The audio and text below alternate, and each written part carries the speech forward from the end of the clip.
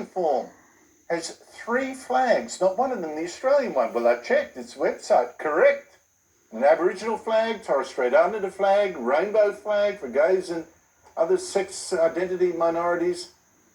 No Australian flag.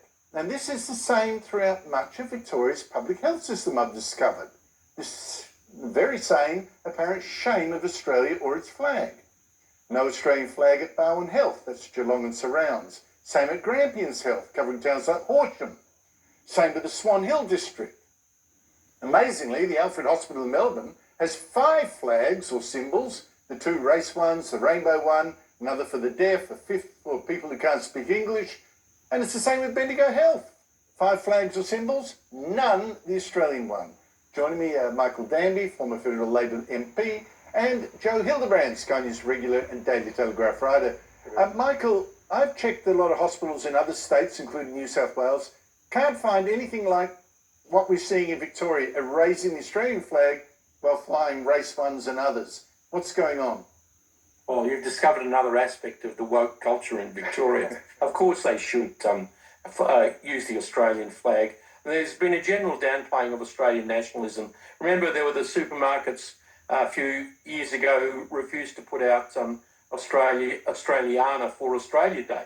I must say, my favourite garment is this sports top that I bought in the parliamentary room that's got the big Australian logo on it. And sometimes I wear it around St Kilda just to stick it up the woke.